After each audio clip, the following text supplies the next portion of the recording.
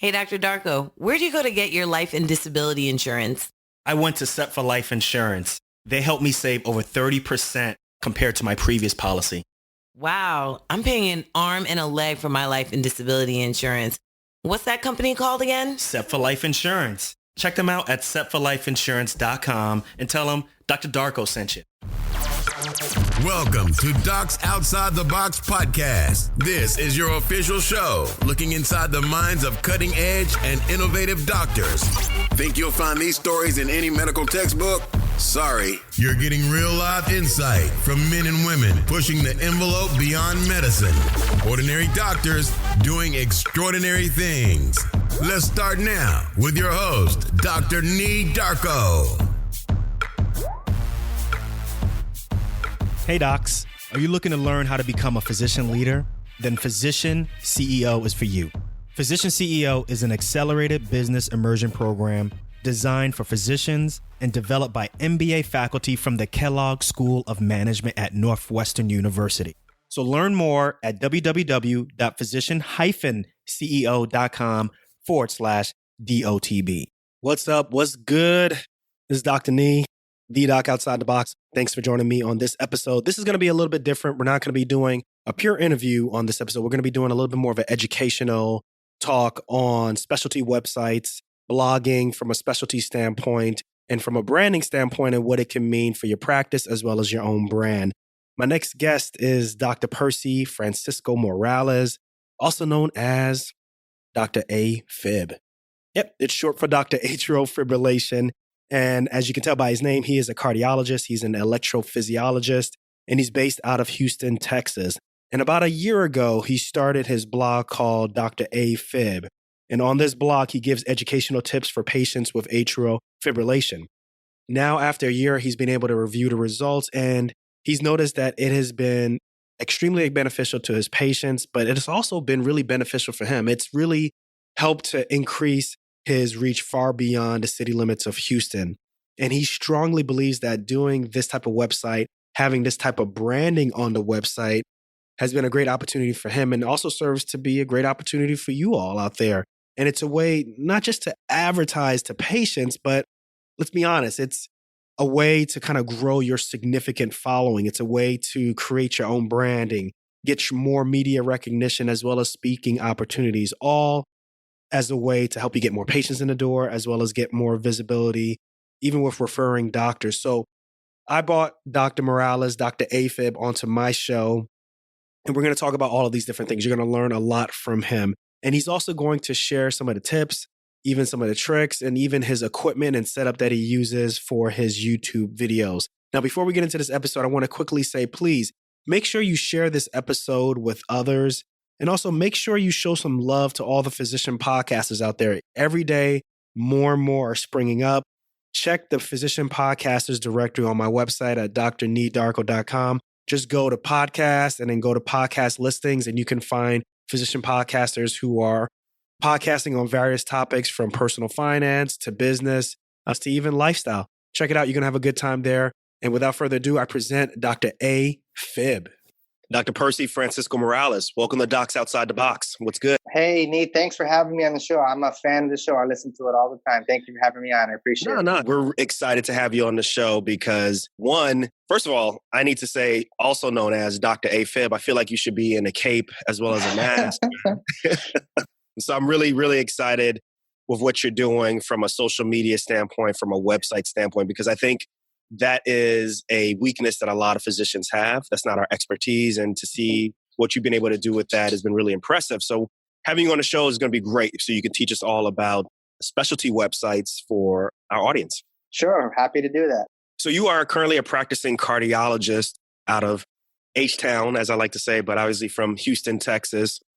Yeah, so I've actually been here in Houston for about 13 years now. I'm originally from Chicago, born and raised. Went to medical school at Washington University in St. Louis, which is a great school, great teachers over there. But as a surgeon, you could probably relate to this. I did my medical school general surgery rotations in the months of December, January, and February. And there was a lot of scraping ice off my car and scraping snow off my car early in the morning. So when it came time for my internship and residency, I went ahead and pretty much only applied to stuff in the South. Pretty much every place I interviewed in was south. I said, I am done with snow and cold at this after doing a month of my general surgery rotations as a medical student. And so I ended up matching over at Baylor College of Medicine in Houston, Texas for my residency. I ended up staying the whole time. I stayed for my cardiology training, my electrophysiology training. And then eventually when I was done, I ended up doing private practice in the Houston suburbs where I'm now there for over 5 years now. Talk about that transition from being a private practice physician to, creating your own persona as Dr. AFib. Like, tell us about the back end, about all this. What happened with that? Well, the story actually it starts about a little over a year ago now. I've actually been doing Dr. AFib. And just to let your audience know, Dr. AFib is my online social media platform. And I started it about a year ago now. I specialize in electrophysiology and particularly have managed a lot of patients with atrial fibrillation over the years now. And starting about a year ago now, I really started to, have a little bit of some symptoms of burnout in a sense, and many years training and going through residency and then fellowship. And then, you get out and you kind of see all the things that people talk about when they talk about burnout, the whole system of medicine, the corporate side of medicine. And, you really kind of start realizing in a sense like, well, is this the only way that being a doctor is in 2018? Is the only way to do it? The way I'm basically told how to do it? Is there other ways that I can reach people and educate people and use this knowledge that I trained for many years now and apply it in a different way? And so starting about a year ago, I started being like, is there something else that I can be doing? Is there another way to apply this, knowledge, all these years of training in the way that I manage patients with atrial fibrillation and create something new and unique with it, And I started thinking, there's got to be a different way to apply it, And so actually, when I first started deciding to do Dr. AFib, my actual inspiration was actually nothing in the world of medicine. I actually, at that point in time, didn't know this side of the world of people, doctors doing podcasts and side gigs, and I wasn't really aware of it at that time. Most of my inspiration came from people who do either travel blogs or finance blogs, and I saw them and I followed them and I thought, these people use their knowledge and they created something that was very successful and created a business of it, and I thought, well, is there any reason why I don't do this or can do this? Can I use my medical expertise and actually create a blog and create a following and create something that could be potentially beneficial for patients as well as something that could help me kind of grow my own career? And so that's when I started coming up with this idea, and I wanted to give it a catchy name. And so named Dr. AFib, something that people would immediately recognize. When it comes to atrial fibrillation, I get a lot of the same questions all the time. And I know when my patients have a lot of the same questions, I know a lot of people out there have a lot of the same questions. So I started blogging about it just about a year ago now. Yeah, that's pretty smart, actually, because every commercial you see on TV now is talking about something related to AFib, those pharmaceutical commercials, so to have that name and be branded as that, I think was a really smart move. And, it's really interesting that you mentioned that your inspiration were people outside of medicine, because I have the same type of story with Docs Outside the Box. Like I was in a situation where, I'm trying to pay off all the student loan debt, didn't discover the white coat investor yet, but was listening to different podcasts, different YouTube channels on people paying off debt, and just started slowly discovering what people were doing online with social media, vlogs, podcasting, all those different things. And then next, you see what other people are doing on YouTube. You see what people are doing on podcasting. You start to look at your own topic. It sounds like we have the same type of thought process. Like you start seeing what people are doing with their own topics. You're like, if nobody's doing this with my topic, maybe I can do it, right? Yes, exactly. So that was a really smart move. And when you mentioned that, I was like, man, we're kind of like kindred spirits in that realm. But what about like going to create Dr. AFib? Once you see that other people are doing something similar, did you ever get any feelings of like, man, like, I'm not sure if I should really be doing this? This is what a doctor should be doing. Did you ever have those type of thoughts in your mind? Obviously, before I actually started doing this, you have reservations. You kind of wonder, is it okay for a doctor to blog about medicine? Like, how do you do it in a way that is safe or not crossing any laws, or we're worrying about things like liability? And that's because the first thing I ever did before I ever published any video, I found a local Houston lawyer that specialized in healthcare law, and I kind of talked to him. I'm glad you're bringing that up, because I was going to ask you about that liability and how do you absolve yourself from that. So tell us about that. What did you do? So one of the first steps that we did was one, he helped me create a disclaimer, something that was from day one. I had it on the disclaimer on my website. It says, this is educational information only. This is not practice of medicine, does not create a patient-physician relationship. Please always discuss with your own doctor. And that's been on there for day one. Now that Dr. AFib is actually getting bigger, I'm actually like, okay, it needs to be absolutely everywhere and every single thing that I say, and so I'm actually making that disclaimer bigger now that the whole project is getting bigger. Also, what I did before I ever started anything is I had my employment contract reviewed. I wanted to make sure that Dr. AFib is my own little kind of side project, and I just wanted to make sure that there wasn't anything that was going to conflict with my clinical job as well. So I kind of took my very careful legal steps before I actually really ventured on into this project. That's a really good point, because some people don't actually read their contract and they don't actually understand that depending on what you have in your contract, the money or the fame or things that you may get with Dr. AFib may actually be owned by your practice or by your hospital. I know some people who've actually gone through that. They obviously are not on the level as you are. They were on a lot smaller scale, but a lot of people don't understand this. That was really a smart move. I love this, man. Keep it going. Keep going. Yeah, no, I don't work in academics, but I've even heard things from academic standpoints like intellectual property. Like if you're working under a university and you come up with a new idea, the intellectual property may belong to the university, And so obviously from the get-go, before I really started working on this, I wanted to make sure that this is something that I could do and that it was something that I could grow and, would belong to me. I think the most interesting thing, though, is that you realized also that I'm sure the majority, or soon a very large majority of your patients will be using their cell phones or online, avenues to really educate themselves or to learn about you. So it's really amazing that you jumped in front of that. But obviously you went to school for a dozen years to educate yourself to be a master on the human body. How did you start that process of like teaching yourself how to do YouTube or even how to do websites? Because that can be really daunting. Yeah, it all went in steps. I actually originally started on Facebook because Facebook is, I think, an easy social media platform to kind of get started on. The page is very structured. It's just kind of like they have your areas where you put your title and your picture and you kind of create content. And it was kind of an easier way to start off. For me, I actually started off pretty much exclusively with video blogs. I kind of did these very short video blogs, and patients tend to ask a lot of the same questions about atrial fibrillation. And the good thing about discussing atrial fibrillation as far as a platform for social media, that it involves so many different topics. From medications to procedures to lifestyles, alcohol, tobacco, sleep, all these different lifestyle areas. And so I would do these short video blogs that were usually 2 to 4 minutes long, and that's where I got started posting those on Facebook. And you kind of learn a little bit about what are the right tags and what are people, asking to look for.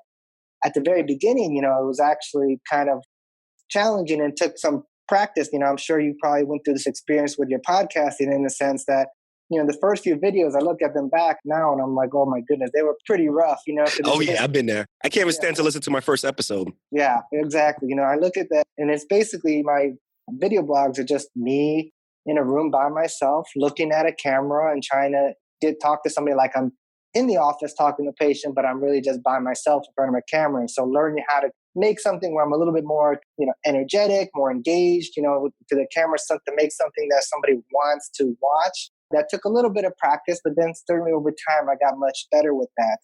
And as it kind of grew on Facebook, that was sort of my first experiment to see like, okay, do people actually want to look at what I have to say, or do they want to actually listen to me? Is there a market for this? And once I started realizing, okay, there are a lot of people, a lot of questions about atrial fibrillation. People are really listening to this and learning about this. And so now it's time to take a further step. And that's when I started doing an actual website as well. The actual design of website, I've always had help. I don't really think I want to spend a whole lot of time learning how to create the actual website platform. So I've had people help me from the get-go. But once it was kind of set up, then I kind of learned a little bit myself about the actual process, about making videos, and also having written blogs so that the search engines can kind of pick up the topics so that more people can come and view it on my websites. That's something that I think a lot of people are getting a little bit nervous about nowadays is the SEO, search engine optimization. Do you know much about that? Can you speak on that at all? Or is that something that you kind of leave to your webmaster? I learned a lot of it myself. I think that anybody who does like a medical website, really needs to know some of it themselves. I mean, certainly I don't think none of us have enough time to become expert in SEO, but when too, it also, you can make everything more productive because you're also watching what your webmaster, what your other person who's in charge can help what they're doing. And so as far as, let's say, for a medical topic like atrial fibrillation, you can actually quickly Google and say, like, what are the most common questions that people have for AFib? And then start making videos about what are the most commonly asked questions. For example, like, I don't necessarily talk that much in my clinical practice about stress and AFib or anxiety and AFib, but that's a very common search term. I mean, many people are Googling about anxiety and stress and how it affects their atrial fibrillation. So I've made several videos about that because I have recognized that that's something that people are searching about. And so, but when it comes to search engines, definitely want to have as much written as possible. Even though I have a lot of videos, the videos, other than the title, the Google can't really pick up all the things that are in the video. So you got to have a lot of descriptions. You got to mix it with written blogs as well. So certainly as I've gotten a website and the website's starting to grow, I've tried to add more written blogs. Any doctor who manages whatever health condition you want to think of, you already know all the questions. And, that's the thing. I mean, for you as a surgeon and for me as an electrophysiologist, we've heard the same questions hundreds and hundreds of times. So the content that you want to put in there is already in your head. It's just a matter of how you want to put it and making sure that it's written in such a way that it matches what people are commonly searching on the internet. So Dr. Percy, I know we were talking about creating websites in your specialty for doctors, but what about doctors who are looking to brand themselves, maybe want to become like professional coaches, want to be on TV, kind of want to take things in a non-clinical fashion? Do you have any advice from a website standpoint or even from a branding standpoint for them?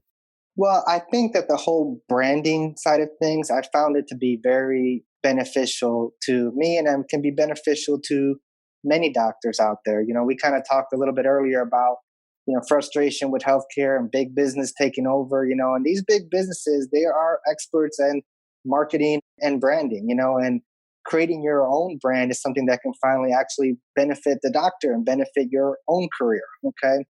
And there's many ways that they can go about it. I mean, many doctors create a brand, just use their own name, creating a whole social media platform, talking about a wide variety of topics. There's a lot of doctors out there talking about burnout or women in medicine or other healthcare topics. And then there's a growing number of people talking about actual medical topics as well. So what it does is it increases your exposure, both kind of more of a bigger, broader picture, like nationally, which may turn into television opportunity, but also increases things locally as well. From my perspective, even just before Dr. AFib, once it started growing, even from a local standpoint, people in my area of town, I've made sure that all the referring docs and everybody around the area know that what I'm doing, and to refer, that if you have a patient with AFib, you should send them to me. And so that's sort of brand name recognition that helps people to kind of hopefully increase referrals to me. And I have seen that from patients seeing me online, but also referring doctors just recognizing, okay, this is a guy who is very knowledgeable about atrial fibrillation. So it definitely has shown plenty of improvement from that standpoint. And as far as the name goes, many people go by, just their professional, the regular Dr. Morales or so, for their branding, which is great. I think it's very helpful. But honestly, I really think that my catch name of Dr. AFib has actually been pretty useful for as far as growth and growing the brand as well. So I think a catchy name is also very useful. I think it really helps people recognize who you are. Now, I looked at your videos. Your videos are really good. Do you do your videos by yourself or do you have someone help you with that? No, I do all the videos by myself. And that's How much kind time of like does that take? Now that I've been doing them for a while, it actually doesn't really take me as long. I do them all in one take now, for the most part. I kind of realize that people don't really care that much if you make a very small slip up. There may be a small slip up in my video. Most of the time it's one take and that's all it is. I do them in my kids' playroom. And, as time went along, I actually started using a green screen as well. It's been about 6 to 8 months now. I started using a green screen. And what that allows me to do is, one, I can pretty much make the video seem like I'm anywhere, it is not necessarily in my kids' playroom.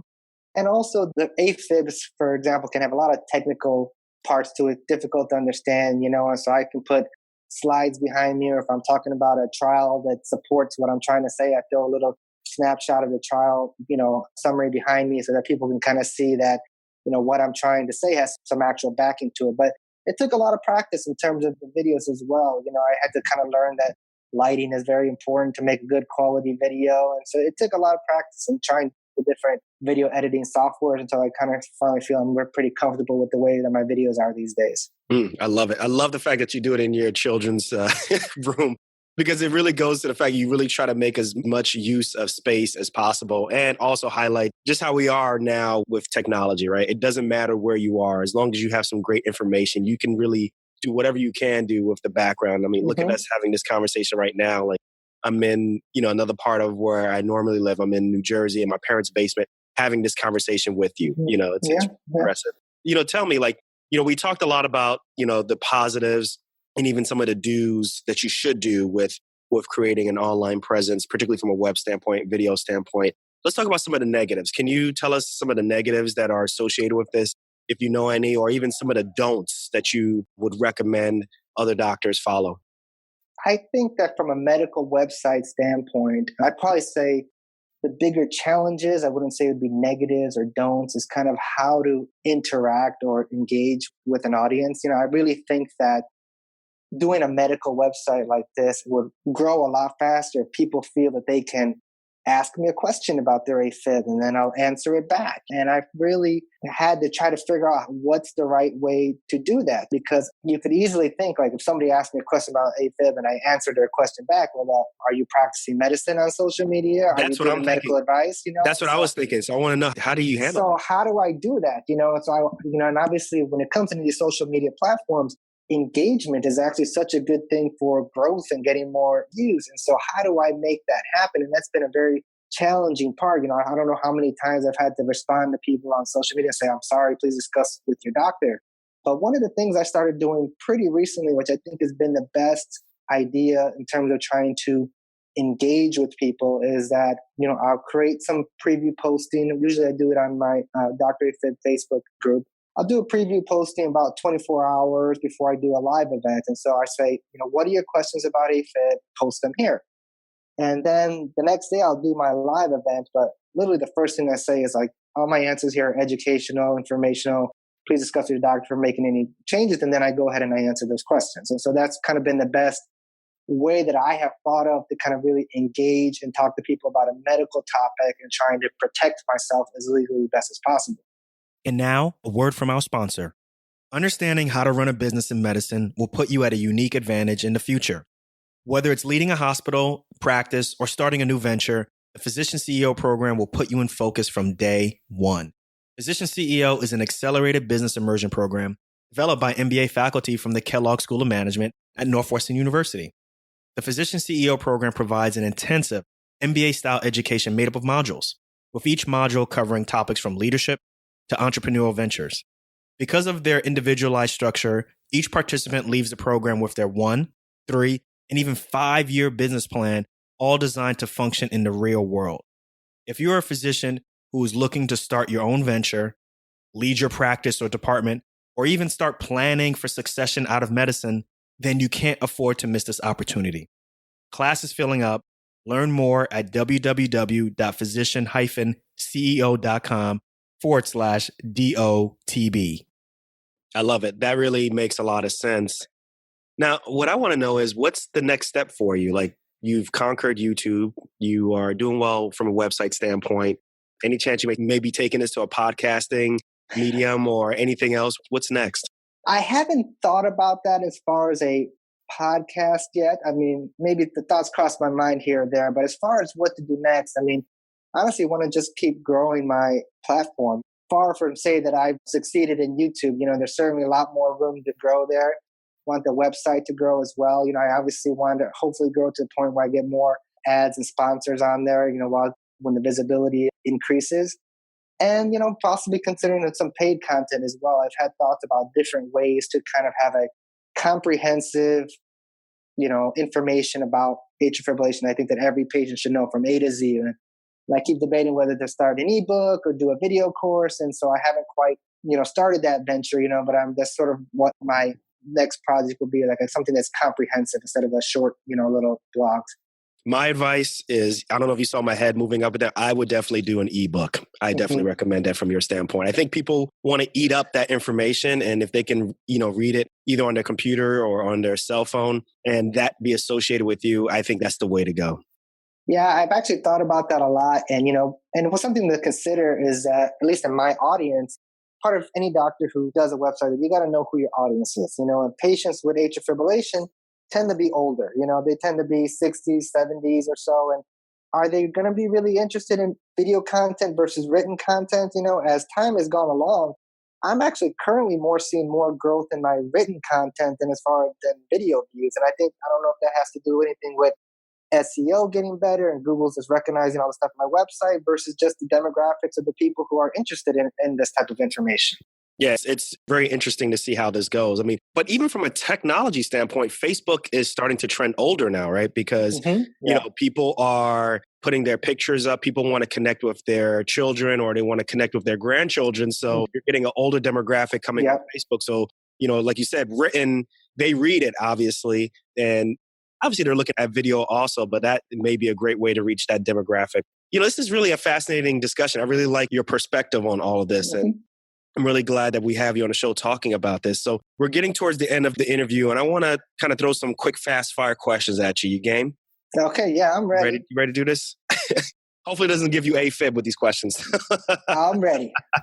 All right. So if we can parse down this interview to kind of one important thing that you want people to walk away with, what's the most important thing that podcast listeners should grab from this podcast? I think that any doctor, no matter what specialty you're in, can benefit from having your own website and your own brand. I mean, there is a lack of a doctor's voice out there in the internet. Educate patients and treat patients. Name whatever health condition that you specialize in. And there's a lot of room for growth out there. There's a lot of space for a doctor to add their own personal insight. And it can be beneficial and educational to patients, but it also can be beneficial for doctors in their careers as well. So obviously, as a surgeon, I recognize that cardiologist, EP, extremely busy field and juggling multiple things. So between that, being a husband, a father, physician, Dr. AFib, give us a life hack that you're doing right now or that you're using that helps you balance all of this stuff. I guess to compartmentalize everything, for the most part, do Dr. AFib stuff early in the morning, like before I ever even start work. Usually between 5:30 and 7 in the morning is usually when I do most of my Dr. AFib work. Then I have my clinical job after that. And in the evening time, I try to just do only family stuff, spend my only time with the family. So I try to really keep things separate. This is my time to work on this is my time to work on that. And this is my time with my family for the most part. I love it.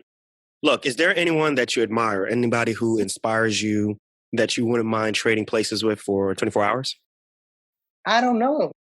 How about Nee Darko? I'll trade spots with you. Sure you want this life? I don't think you want that. I don't know if you want this life, man. Well, the reason why I answered that, I couldn't really think of any other answer. I think that, honestly, as far as my whole life goes, my medical career, and even just doing Dr. AFib, I've kind of always feel like I've been forging my own path and trying to create something that's new or different, unique. And I've not really had a whole lot of examples out there to say, like, I want to be like that guy. I just kind of feel like I've always been forging my own path.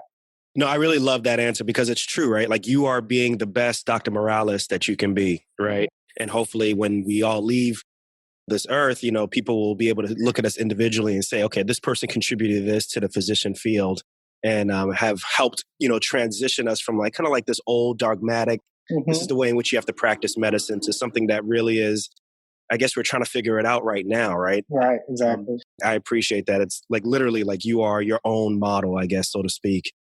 What's a successful habit that you're using makes you more of a doc outside the box or even more successful? I guess just kind of learning about all the different software and equipment, that need to be able to do this. It's easy to say, okay, we're going to make videos and post on social media, but you got to learn the right equipment from the camcorders to the lighting to the video editing software and all these kind of additional stuff together. And once you kind of get used to it, you kind of become more efficient. That's why it doesn't really take me too much time to make new videos these days. So the learning curve is definitely lessened for you.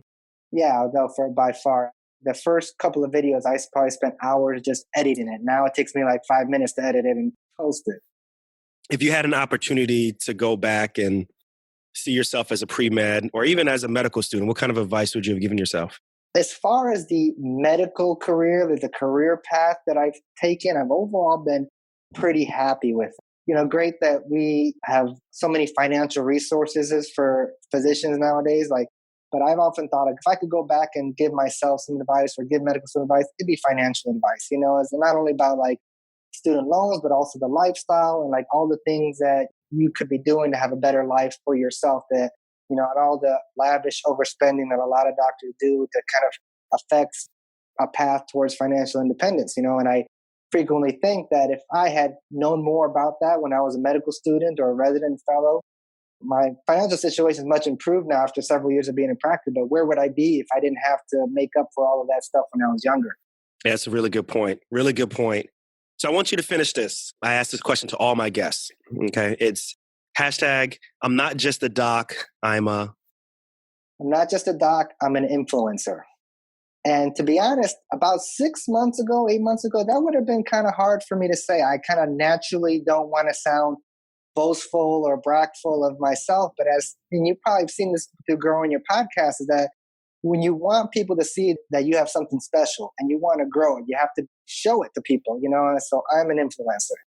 It's really good. Let's spend some time on that, because I think that people suffer from imposter syndrome. Mm-hmm. I think people suffer from a whole bunch of different things that they may not want to talk about, but it may limit them in terms of being able to say what you just said, which is an influence, which we all are, right? In some form or fashion, we are trying to kind of get ahead of the game and trying to help other people kind of come with us. Mm-hmm. I do think that we're at a tipping point now, or we may have even passed that tipping point where people are, one, a lot more comfortable saying that they enjoy taking care of their patients, but they also love themselves also, and they have the life that they can have. And two, there's this hope that eventually they can kind of emulate this lifestyle that other people would want to aspire to also. And to just kind of share that, I think is really great. So Dr. Percy Morales, man, thank you so much for coming on the show. This was really great. I think we are all going to learn a lot from you in terms of, how to basically have online presence from whether it's from Facebook, YouTube, as well as from a web standpoint, how to standardize everything and also how to help improve, just our social standing with our patients. So thank you so much for being on the show. Thank you, Nia. I really appreciate it. Thank you for having me on the show.